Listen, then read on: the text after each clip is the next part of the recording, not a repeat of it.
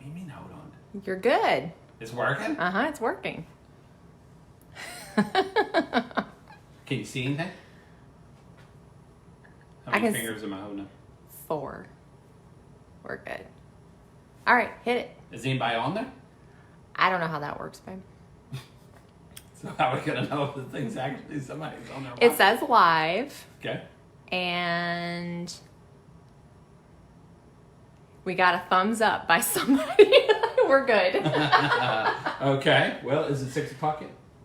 Just because Yes. that clock says it doesn't mean it is. Yeah, we're good. It's exactly 6 o'clock. Okay, so I dusted off this shirt from the old days of Keeton in the kitchen, me teaching cooking classes. We know everybody's locked in. It's coronavirus. Everybody's tired of cooking. Maybe you need some new ideas.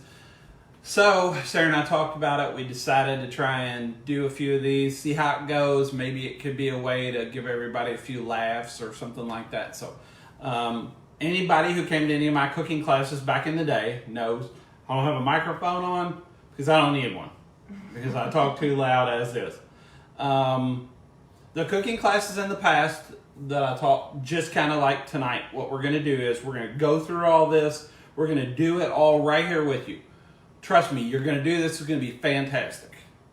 But we're going to use some generalizations in here that hopefully you get some ideas on the overall scope of what we're trying to do so that you can use this in the future. Not necessarily for this specific recipe, because we could come out here and we could teach you one recipe, and at the end of the day, all you know is one recipe. But if we could teach you a technique that you can use then to make more recipes, you could have 10 recipes out of it. Or even more. Who knows? Maybe even more than that. More so than just, this is exactly how to do this. So we're going to start. I'm Shawn. This is Sarah.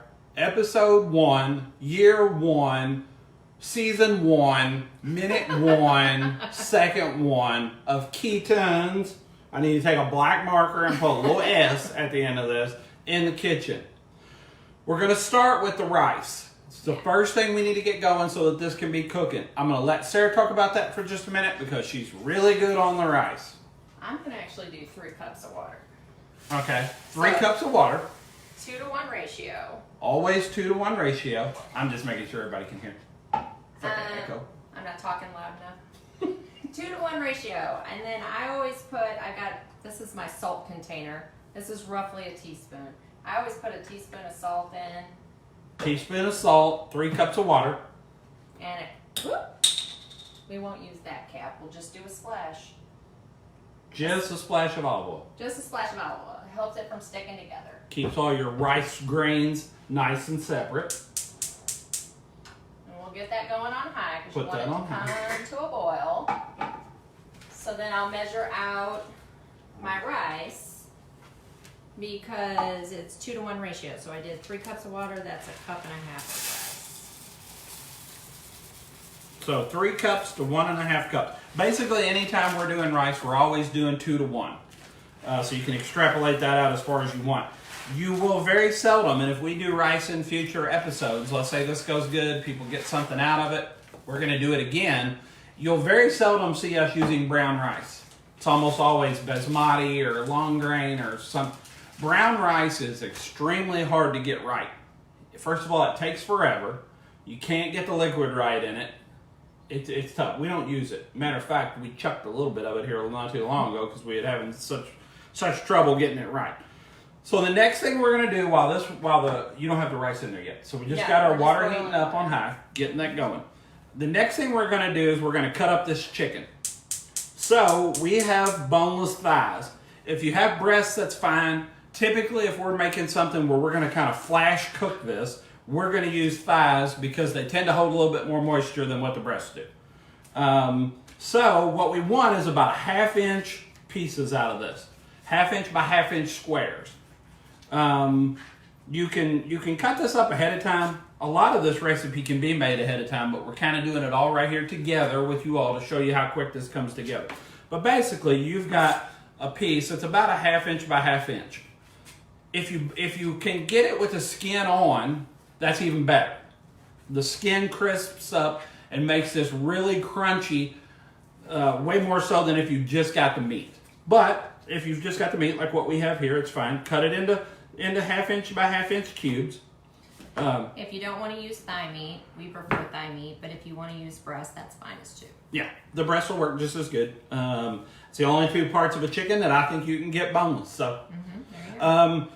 what we've got here, and I kind of forgot to put this in the description, but all it is a couple of tablespoons of flour, a couple tablespoons of cornstarch. If you're at a Chinese place a lot of time and you're eating Chinese food, mostly that's just cornstarch. So it is gluten-free from that aspect too. So if there's anybody out there wondering if it's gluten-free. This is a mixture of gluten-free flour and cornstarch. A couple tablespoons of both. You don't have to bread this. This is going to have the sauce over it, and so you don't have to bread it. What it does is gives that a little bit more brownness on the outside, sort of crunches up a little bit. Sarah got there's just a little bit of oil in this pot. Now, we're not deep frying this. We're just simply putting it in a little bit of oil, and we're going to cook this up real quick over pretty high heat. I'm going to turn that up for you a little bit. That's on medium high so that we can get this crisped up real fast. Now, one of the techniques for doing any of this Asian type food or anything like this where you're going to do meat and vegetables, always do your meat first and your vegetables second. The reason being, meat takes longer. So if we do our vegetables in here, in this case our onions and our peppers, and we take them out tender crisp, let's say, and we're waiting while this meat's cooking. We may have to do this in batches. Our skillet's not big enough, so we're going to do this in batches. The whole time our vegetables are sitting here hot.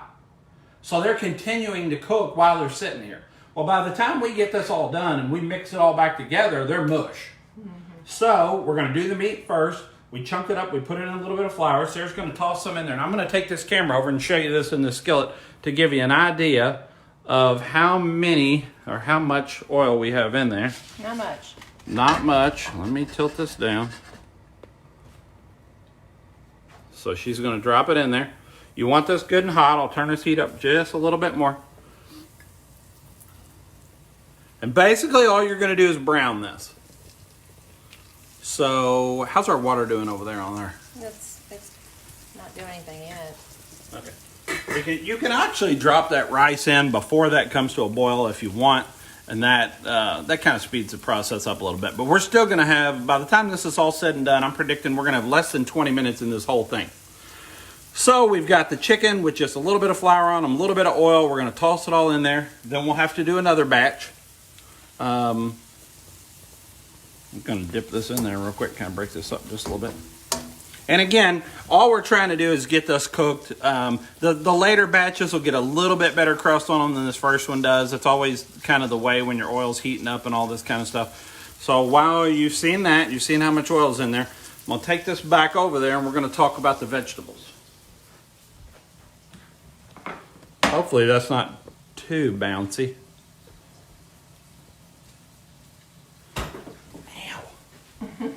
So, she's doing the meat.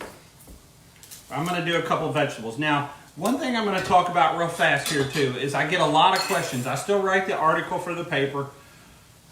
Still talk food every chance I get. I get a lot of questions about knives. So I've got different knives here. And I'm going to show you a couple of these. And talk just for a second here about these different knife styles. So anytime you've got a serrated blade,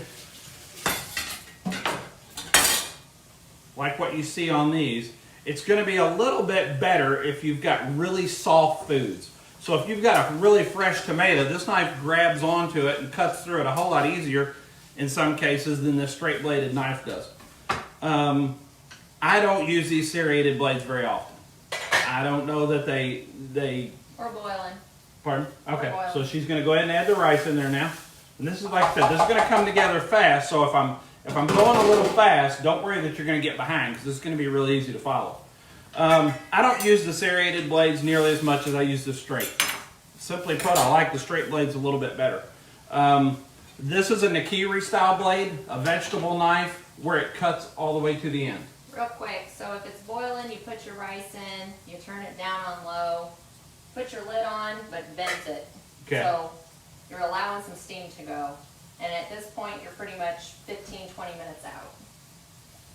So, okay, Sarah's got her lid vented. that's going to cook a little bit faster, and it's going to cook off that liquid a little bit faster. So this Nikiri blade with this squared end cuts all the way to the end. Unlike a typical kitchen blade, a chef's knife blade, where you're going to put the end down and then you're going to rotate it. Basically, the whole end's down on the board. I hope can you go see if everybody can see this? Yeah. I set it up there, but that you're only using this much of this blade basically. So unlike this knife, where you're cutting all the way out to the end of it, can you still see this? Yeah. Okay. So I'm going to cut this onion up here, and I'll show you a couple of these different blades. Now, cutting an onion is one of those things, there's 15,000 different ways to do this. I can cut it crossways into rings and cut it from there. I can cut it down the middle in halves, and I can cut it from there. I'll show you if I can ever get the peels off this thing.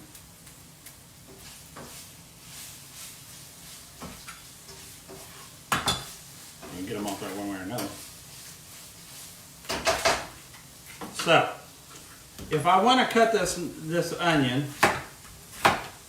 I can do that. I've got these rings. I could cut those in half, making basically what's half moons.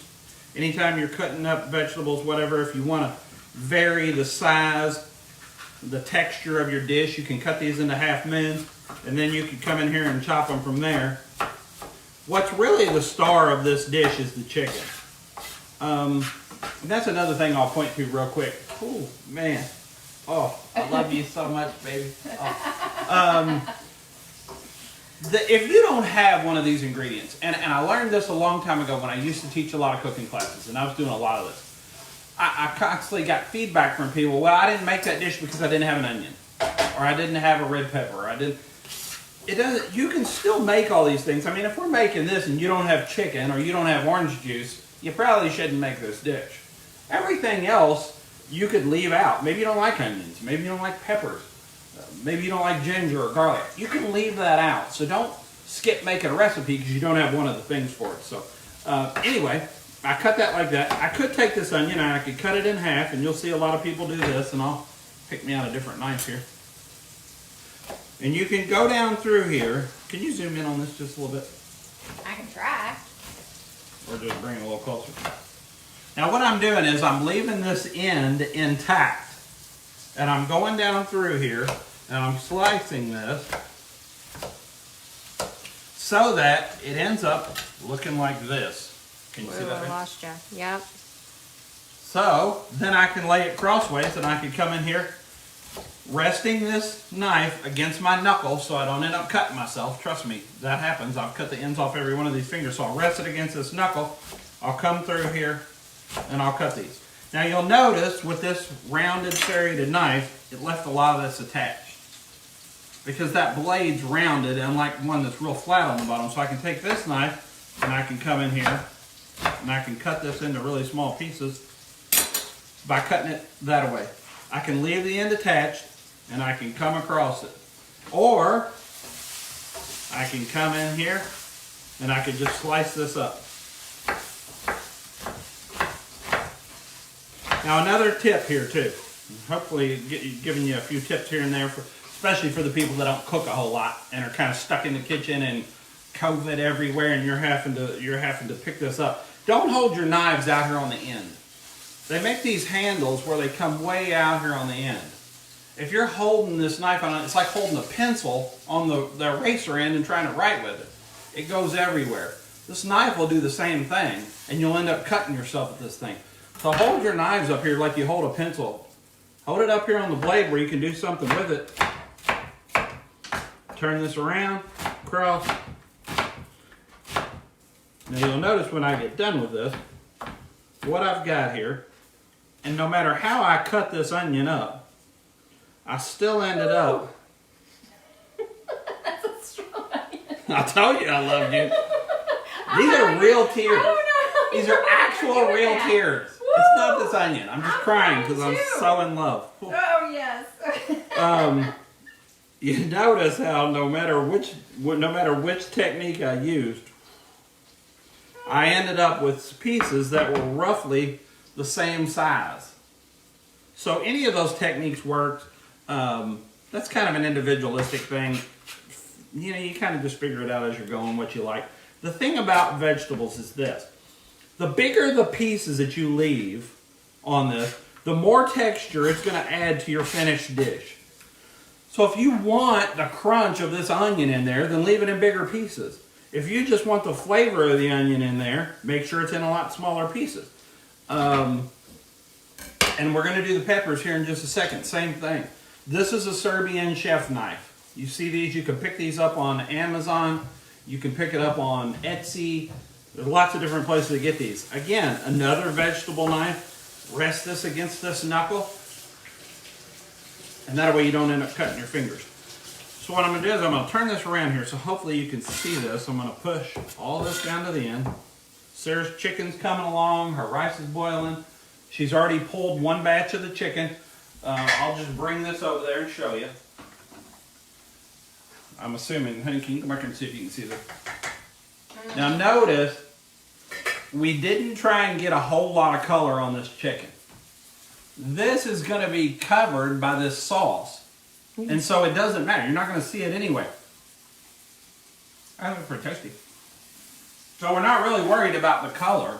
We just want it cooked and we want it crunchy on the outside. So I've got these peppers. Sweet peppers. If you got a full-size red pepper, an orange pepper, a yellow pepper, whatever, we're going to come in here and we're going to cut the ends of them all. The process is the same whether these are small peppers or big peppers. So if you've just got one big pepper, take those seeds out of it as much as you can. It's not going to hurt anything to leave them in there, but take them out as much as possible. Now, the serrated knife is good for something like this, where this can be, these peppers especially, can be really slick. So a lot of times when people would get back to me in classes that I did before, oh, I was cutting up these peppers and that's what really got me and that's how I cut myself. Because these tend to roll around. So if you have this serrated knife, it grabs onto it and it cuts right through them really easy, where some of these other knives might not. Here's my tip for you. I'm getting these seeds out of there. On your first stroke, and this is something that with just a little bit of practice you'll have it.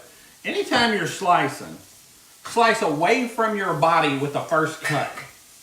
And I'll show you what I'm talking about. If I pull this knife back to me like so, sure it cuts it. But there's every chance that this thing rolls back onto my thumb. If I'm holding this, hopefully you can see this exaggerated. I've got my fingers up here and I've got my knife blade like so. But if you see where my thumb's at, it could be in the way if this knife went like this. So on the first cut, always go away from your body. And then if you need to, bring it back because you can get your thumb out of the way. So watch this. I'm going away, away, away, away, away. If, by chance, I didn't cut through that, I went away, I can always pull it back and cut that off, and my thumb's out of the way then.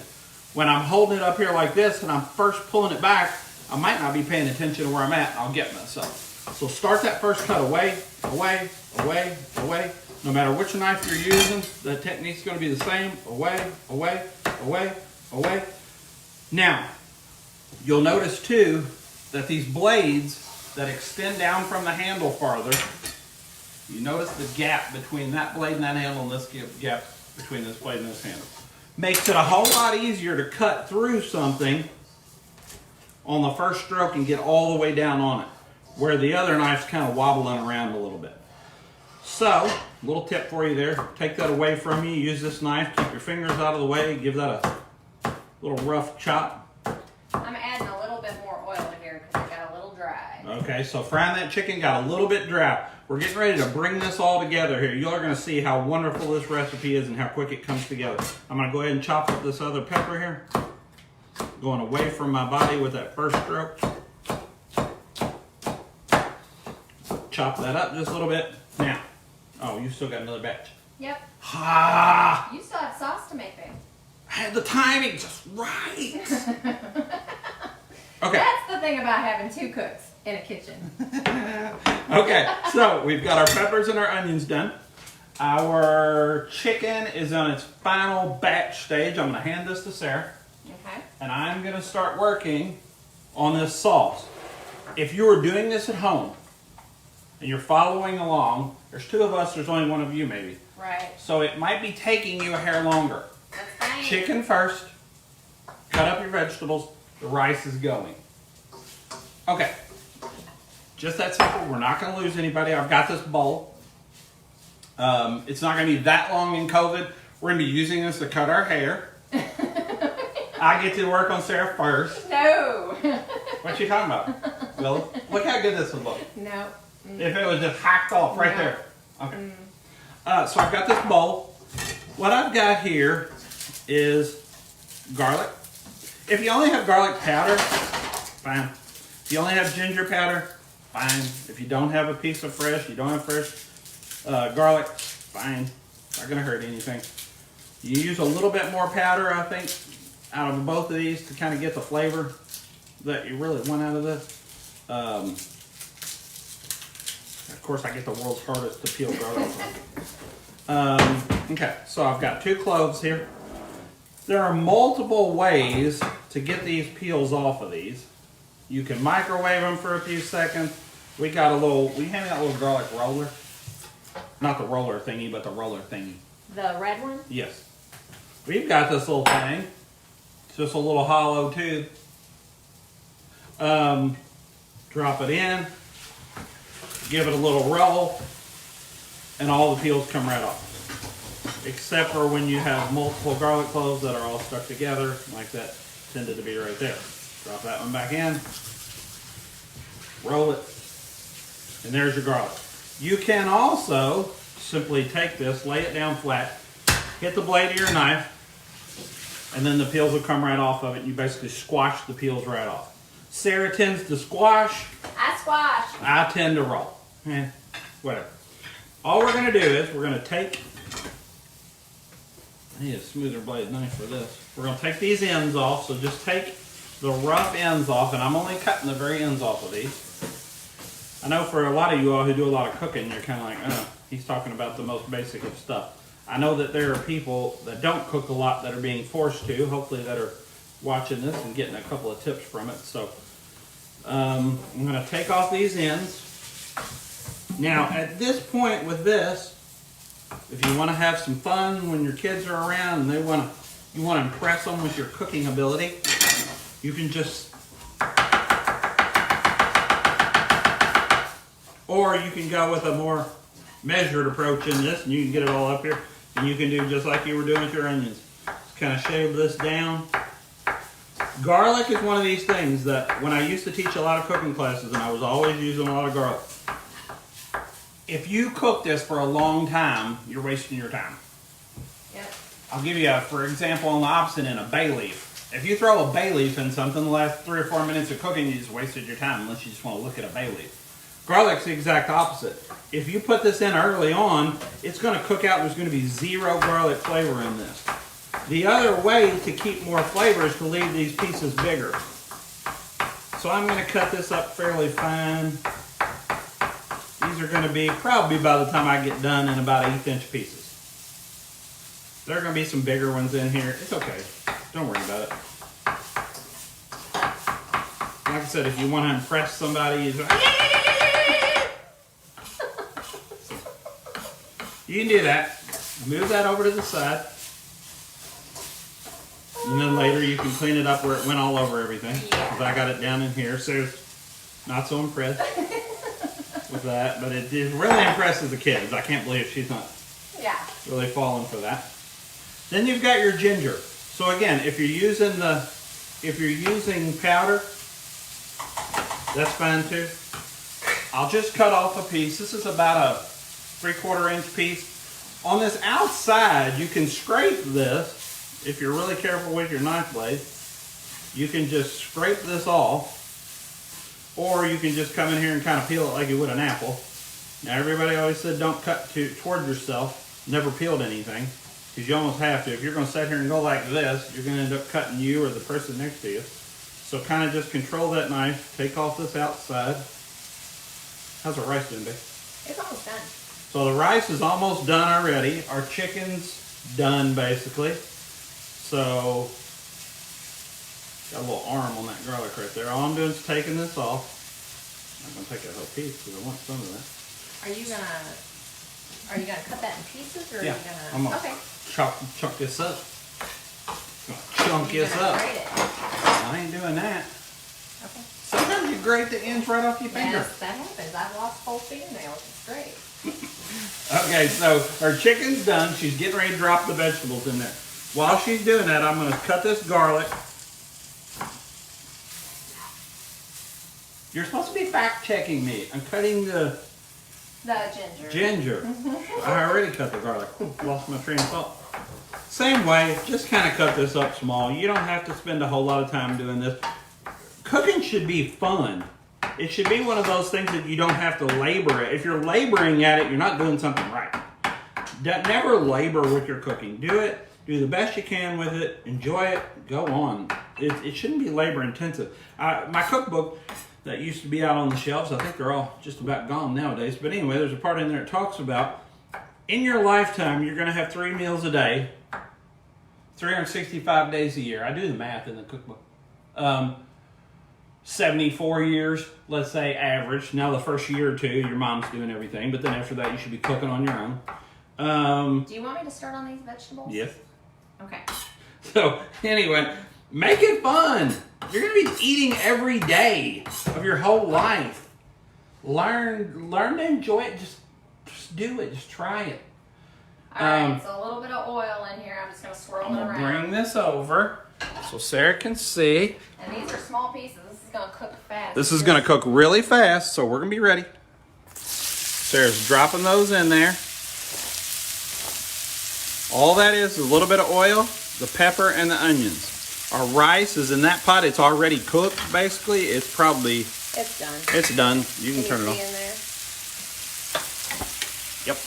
Good. So, after I get done cooking the rice, I had it vented. I'm going to go ahead and close it off, take it off the heat, and then that way, if there is anything sticking to the bottom, then that extra moisture will help kind of lift it off the pan, so then you won't have sticky. She's sexy. Okay. She's tossing her vegetables together. All right, I'm coming back over here because we're going to put this sauce together real fast. All right. She's over there. Can you see the top of my head? Because last time you took it over there, you couldn't see the top. Yeah, you can see the top of your head. You can't probably see the top of my head, but you're going to have to check on that. So I've got my garlic and my ginger here. Sarah's got the vegetables going. This is going to go quickly. Don't worry about getting behind. We can put this together at any time. Now here's another tip for you. I get a lot of questions about sauces and gravy, and I'm going to get this together real quick now. Gravy goes over the top of stuff. So if you've got a biscuit and you've got gravy over it, your biscuit's this thick and you've got this much gravy. If you've got something else, what's up? Mashed potatoes. You got that much mashed potatoes, you have this much gravy. Sauces are different because sauces are down in. They're mixing in everything. So you need more sauce than you need gravy.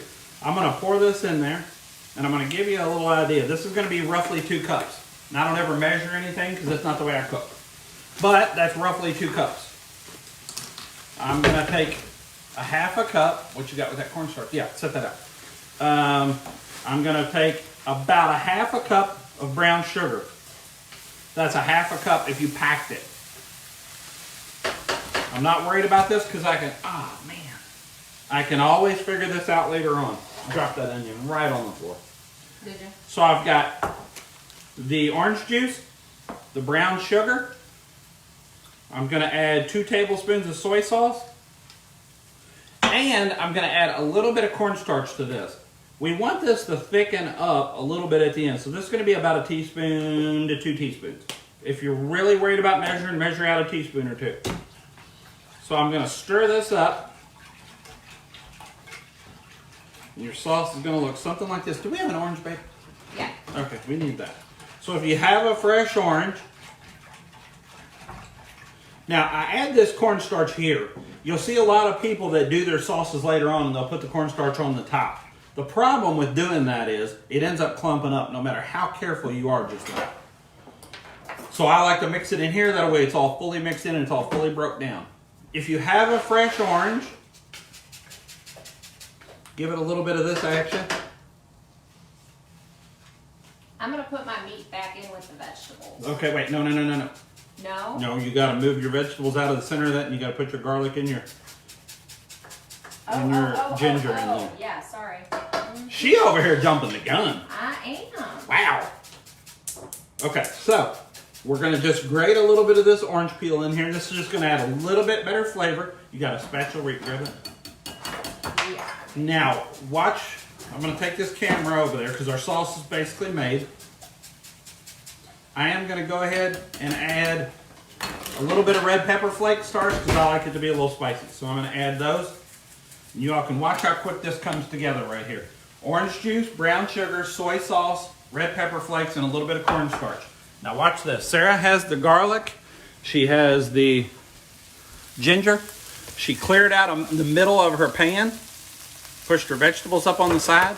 She's only gonna toss this literally for about 30 seconds maybe. Toss it all back together. You'll know when your ginger and your garlic are ready because you're gonna start smelling it throughout the house. I don't smell it yet, so it's probably not right. But the minute you start smelling garlic and ginger, you're gonna know it's right. We're Getting close? We're getting there. All right, so I'm gonna set this up because we're gonna put this all together right now. So watch how quickly this recipe comes together. And this has taken about 30 minutes, but I've done a lot of BSing through it too, so we could have gotten through this faster. Ooh, man, that's good. Drop that chicken back in there. So we've added our chicken back into our vegetables and our garlic and our ginger. I've got our orange juice here. I'm going to give this one last little stir. What we need to do too is make sure this heats up. Her heat's up pretty high, but make sure your heat's up just about on high before you add this sauce because this is going to start to set up immediately. You don't want to cook this too long because if you do, you're going to cook out all the sugars in it and it's just going to be so sweet you're not going to be able to eat it. So let that come up to temperature just a little bit. Can I see that for 1 sec? I'm going to start adding this sauce. Now again, unlike a gravy, which we were only going to put over the top, I'm adding more sauce because I want this good and saucy. We probably could use a little bit of salt in this, but that smells absolutely incredible. Mm-hmm. This house smells incredible. It's orangey, it's garlicky, it's gingery. I added some of the sauce. I kind of started stirring it around a little. And this is where you make the judgment call on exactly how much sauce you want.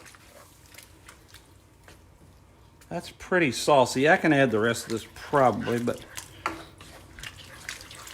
So basically, I've got to have enough sauce that when I pour it over this rice, I get the extra sauce out of the rice. So I'm just tossing this all together.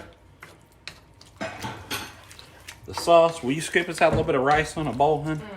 We're going to taste test this in front of everybody here in just a minute. Now, it's taken this just a second to come up to temperature because my orange juice was cold. I think that's going to be enough. See how this is starting to thicken already? Because we had our cornstarch mixed in there. Now, the longer I cook this, the thicker it's going to get, especially once it starts to boil. So I kind of keep an eye on what kind of thickness I want. Whew. That smells good. Boy, that smells good.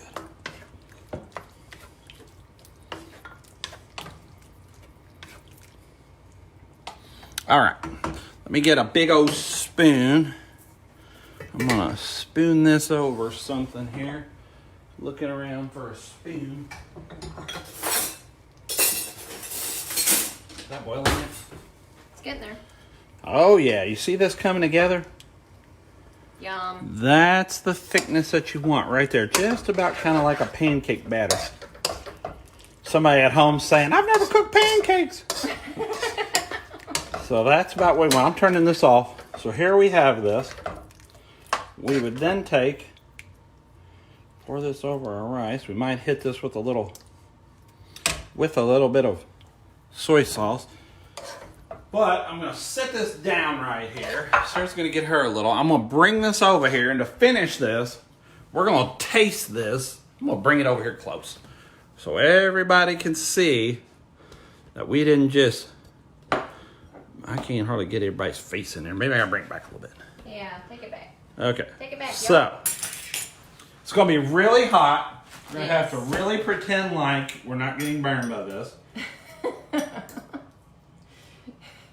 This is like lava. You go first.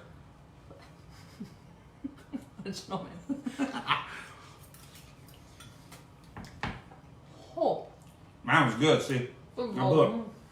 Oh, that's fantastic. delicious, but it's so hot. That was incredible. Orange chicken. Keaton's with a S in the kitchen. I hope you all enjoyed this. Please leave us some feedback. We'll see if somebody wants. We'll talk about some other things. Maybe we'll do one next week too. We'll keep doing them every week if somebody's getting something out of it. So if you enjoyed it, good. If you didn't, send Sarah the feedback on it. Tell her why. And I hope everybody's doing good through all this COVID stuff. I got gluten. Mm-hmm. I really good.